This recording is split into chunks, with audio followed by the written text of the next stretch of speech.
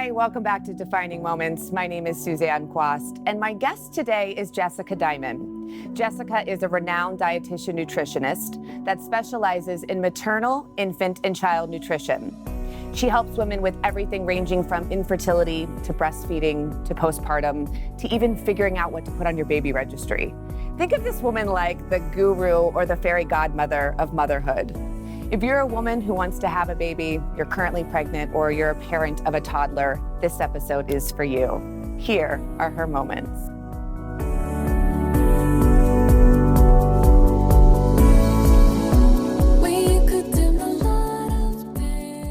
Thank you for being here. Thanks for having me. So tell everybody who's not familiar with you what you do and a little bit more information. Absolutely. So I am a registered dietitian nutritionist. I focus in everything from babies all the way up to adults, but I really specialize in maternal, infant, and child nutrition.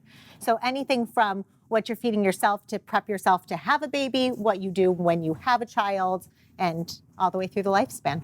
And then what was the moment that you realized you kind of wanted to specialize in maternity or with kids? So with anything, behavior change is really difficult to do. So in the nutrition world, what we're always talking about is how to change your behaviors. And what I noticed is that there was such a lack of information of how to take control of your body when you were pregnant and having a child, and then how to set up your kid to succeed in life. So from a nutrition standpoint. So really what it was that I wanted to help fill in the gaps where the science hadn't really filled in the gaps yet of really what is proper for fertility and pregnancy. And then parents, moms, when they get pregnant, that's a time they really want to change their behaviors because it's no longer about you, it's now about you plus baby. So it was a really nice time to intervene. So you're helping two people at once. Which is amazing. So to give you guys a little bit of backstory, I found out about Jessica through a good friend of mine. And back in February, I actually got pregnant. And in April, I had a miscarriage. And it was really, really challenging. Excuse me. And it was a little bit harder than I thought. Not that I thought it would be easy, but it was taxing on me emotionally, physically and spiritually. And so now we're at a phase where we're starting back up. We're back on the horse, so to speak. And, I'm doing ovulation strips. I met with a fertility specialist, and I want to get my body to a place that's the most optimal and to set myself up for success. And I read this study that diet and lifestyle can improve your fertility by 69% or something. That's actually very true. What we know is that nutrition is the cornerstone for basically all our metabolic pathways. So getting your nutrition squared away is one of the best things you can do for yourself physically and mentally. So what if a woman is struggling with infertility, how do you use food and nutrition to help her? That's a great point. So one thing to say is that what you do for fertility isn't that different from what you do for a normal diet overall. Okay. So it's pretty much consistent recommendations. The biggest thing is that we look at their diet first, and we want to see where are they getting most of their protein from. What we know is very high animal protein diets actually decrease fertility. Really? So we want to make sure that they're getting enough protein from plant-based sources and enough fiber, and then there's other nutrients that we're concerned about, like folate and omega-3 fatty acids. And so looking at the overall diet to make sure. So speaking of supplements, one of the things that she does is she sits down with her clients, and she usually goes to their home, but I said, let's just do this in the studio. So we're gonna go through some of the things that I'm taking, and I would love her advice on what supplements you should be taking, what are the best prenatals, and then go through specifically in more detail about diet. Absolutely. Where do you want to start? Okay, so I have to take this, and how important, and I think I know the answer to this because every doctor I've met has said, thyroid is really, really important. Exactly. So one of the first things when you're struggling with infertility, one of the first things your doctor is going to do is look at your thyroid function. And so we want to make sure that your thyroid function is optimal, that there is no underlying disease there. If there is, that's why you want to take what you're taking, levothyroxine, Synthroid. That's what helps regulate your thyroid. And this is because I have an underactive thyroid. Exactly. So that is the first thing. So once you've ruled out thyroid issues and you're taking the medication, then we move on. Okay. So then, and they suggest even prior to having a baby, you should be taking prenatals. Absolutely. So what do you think of this prenatal? Are there brands that you suggest? So Vita Pearl, the one that you're talking about, is a prescription grade prenatal. It's great. Okay. It has folate and methylfolate, which is important. Some women have a hard time breaking down regular folate. So that's nice. It's already broken down for you, so you don't have to worry about that. There's some other prenatals that I love. I love Ritual. It's a newer company. Okay. They're actually down the road. They're great. They have a brand new prenatal that's wonderful. The biggest thing with prenatals is it has folate and iron in it. So a lot of women, it hurts their stomach because of the iron. Okay. So you want to find a form that you can handle the best. So this one that you were talking about, this Vita Pearl, it has iron in a way that's more digestible. Okay. And then what is this? My IVF doctor, who again, I haven't started this yet, but he gave me this and said I should start taking this little guy. So all that is that's CoQ10, coenzyme Q10. CoQ10 has been shown to improve egg quality. So when we're looking at fertility, we want to make sure that your egg quality is optimized. So CoQ10 is a great way to make sure that you're optimizing your egg quality. And would that be something you would suggest to your clients? Yes, CoQ10. So I like to keep it simple. We don't want to add too much because the more supplements that we add, there's always side effects and some other things that can happen. But the things that I recommend is a prenatal, CoQ10 if you are worried about egg quality, and the other one is omega-3 fatty acids. So making sure that you have enough DHA and EPA specifically. So then just actually getting an omega-3 supplement. Are there certain brands that you suggest? Yeah, there's a couple of them. What I like about the Ritual is they actually have it all in one. So the omega-3 is already in there. Oh, nice. And then there's a company called Nordic Naturals. That's the other one that I like that I always recommend. And then going back to diet, you said stay away from animal protein, but you can still have that in moderation. Correct? Absolutely. What we want is that the majority of the calories that you're getting are coming from plant-based sources. So whether that's fruits, vegetables, grains, beans and legumes, that's what we want to focus on. Are you a vegan? I'm not. I'm not. What I say is I'm predominantly plant-based. Okay. So, there's room for everything in a diet. We want it in moderation. We just don't want the majority of your diet coming from animal proteins when you're trying to get pregnant. And then is there anything that women are doing that they might not be aware of that could hinder their chances of infertility? That's a great question. Yes, right now what's really big is keto. Yeah, so keto I would say is kind of the opposite of what we want to be doing, where we're getting most of our calories from protein and saturated fat. Those are the two things you want to minimize when you're trying for fertility. Yes, I read that trans fat, which is in processed foods and baked goods, is really bad for you. Yeah, so trans fats, so what we're looking at is we're trying to decrease your inflammation overall. So we want to do things that are anti-inflammatory. So what we know is saturated fats, animal proteins, and trans fats are all pro-inflammatory items. So trans fats, what they're artificially made, and what they do is they increase your bad cholesterol and decrease your good cholesterol. So they work against you. So they're very pro-inflammatory. So those are things that are shelf-stable processed items. Got it. And then I keep hearing, are there any secrets that you have for a woman who wants to get pregnant? For instance, I have a girlfriend who went through the IVF, it didn't work, and then she ended up doing acupuncture and taking these Chinese herbs. And I was like, wait, what? And she ended up getting pregnant. So is there anything like that? So that is a typical story, and it's not necessarily the Chinese herbs. There's not one magic bullet. But there is a very, very important thing that I think is lost in medicine a lot, and this is what my husband and I focus on, is that there's a mind-body component. So we want to make sure that you're doing things. Acupuncture can be really helpful in women's health and fertility. So doing anything where you're connecting with your body, kind of decreasing that inflammation overall, and just having a more positive outlook can help you get pregnant. Because stress is the number one hindrance, right, for women getting pregnant. Exactly. And then it's kind of this never-ending cycle, which is you don't get pregnant 1 month, you get your period, you're really upset that you got your period, and it kind of sets this cascade down. And so doing things like alternative therapies in addition to working with an IVF specialist is great. So acupuncture is great. Getting massages, making sure you're just focusing on your self-care is also really helpful. Speaking of self-care, working out is a part of that. But I have like mixed emotions about this because I hear in some cases they say women should cut back drastically. They should still work out 3 to 4 times a week, but they should not be doing like HIIT workouts or heavy lifting. Is that the case? That is the case. So you want to work out, but you don't want to do anything where you're killing your body, where you're putting extra stress on it. So when trying to get pregnant, things that are great is things that really focus on your pelvic floor. So you're kind of prepping yourself for pregnancy. So what I tell moms is kind of get your body ready for what you're about to endure. So Pilates, yoga, things like that incorporates breath work, and then those pelvic floor muscles is always really What about like foam rolling and stuff? Foam rolling is great. Lauren Roxborough. Yeah. That's a shout out to you. Okay, I think I got through all of these big questions. Then for women, when they finally get pregnant. Yes. How do you, or what are three tips that you have? Let me take that back. What are three tips you have for women who are suffering with postpartum? So once they've already had the baby, what do you do? Yes.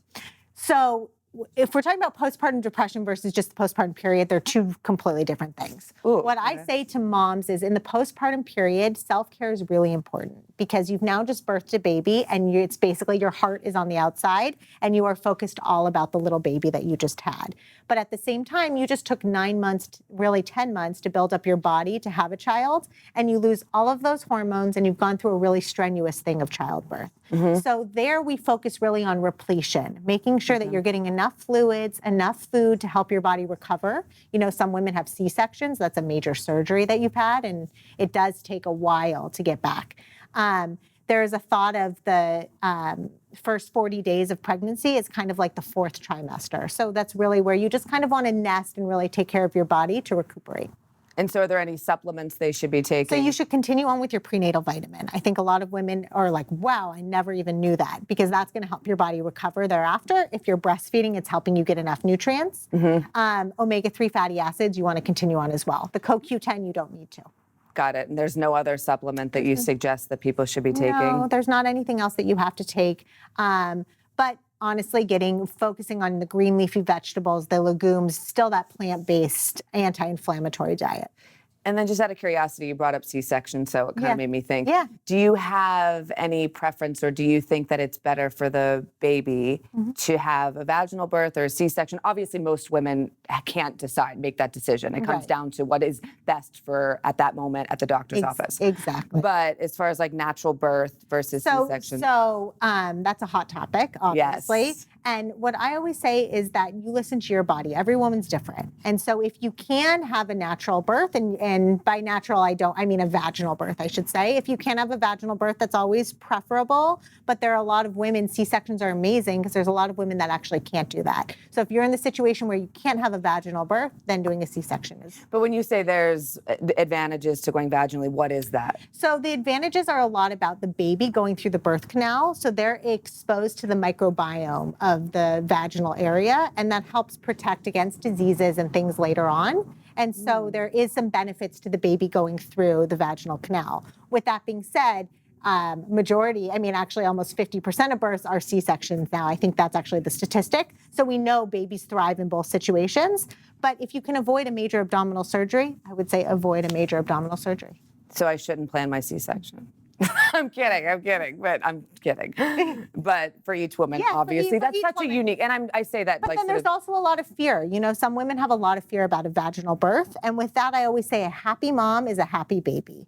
So I always recommend working with a doula. I think that it's really, really helpful during the pregnancy world, because for women, this is a brand new situation for them. They don't know what pregnancy entails. And I think working with a doula can really help kind of with the education piece and calm down a lot of the anxieties of the unknown that you don't know about and help you navigate the process. So That's it's basically amazing. like having an advocate by your side the entire time. So you can have a doula and a doctor, obviously. Exactly, and they work hand in hand. Which is beautiful. And doctors love having doulas because then it helps with the education piece and their patients are a lot happier. Well, yeah, because doctors overall don't have as much time, let's face it, with each individual, patient they have. So when you have somebody who's willing to spend an hour with you, Absolutely. that makes a big difference. Absolutely. So speaking of once you have the baby, Yes. What are 3 things that every woman should have on her registry that she might not think about? That is a great question. Let's think about that. First thing are really good burp cloths, and you need a whole bunch of them. So I think people think like, wow, I have a pack of 6 burp cloths. That's great. No, like stock up on 15, 20 burp cloths because there's a lot of spit up in the beginning. A noise machine. Noise machines really help babies sleep.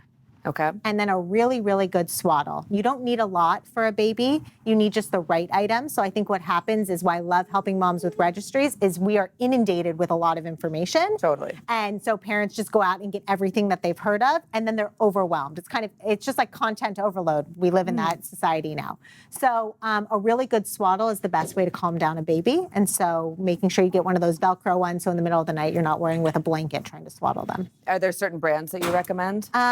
Yeah, I like Swaddle Me. They have a great Velcro swaddle. And Woombi. Woombi has great actual blankets that you can swaddle easier yourself that I love. Got it. So once a woman has the baby, Yeah. what are certain tips? Because you said something in the beginning that was interesting to me, and that's that even through diet and nutrition, you're helping your child get set up mentally for the rest of their life. And what does that look like? What does that mean? So once you've had the baby, a relationship with food starts from the first second they come out of the womb. And you don't ever want to force feed your kid, right? Our goal, what I always say to parents, is we want our kids to become intuitive eaters, meaning they eat when they're hungry and they stop when they're full. And we are instilling those values early on. So parents are really good about that when we're breastfeeding or giving bottles, because you're not trying to overfeed them in that situation. But something happens when you're introducing solids where parents think it's their job to get their kids to eat. Okay. And it's not your job to get your kid to eat. It's your job to offer your kid food and allow them to start trusting themselves of knowing when they're hungry and stopping when they're full. So a successful meal for a baby, sometimes they're really hungry and sometimes they aren't. And so it can be 100% or 0%. So I always say, don't look at what has actually been consumed. Look at what your role is, which is offering foods and keeping consistent meal times. That must be interesting or more difficult the older they get, Exactly. right? Because if they're, you want to make sure your child's eating, but if they go through a phase where they don't want it, how do you then sit down and be like, no, you have to eat? Exactly. So I love meeting with parents when they're introducing solids, because I think a lot of parents think, I know exactly what to do. We give a little pureed food item, we give it to the kid. We've all seen kind of the airplane action of trying to get a kid to eat. And what I say is, what if everything you knew about feeding kids was actually wrong? And it's a lot more simple. And so that's what we focus on, is no airplane, not trying to entice them, but following something called the division of responsibility, which means parents are in charge of what is served, when it is served, and where it's served. And kids are in charge of if they eat and whether they eat.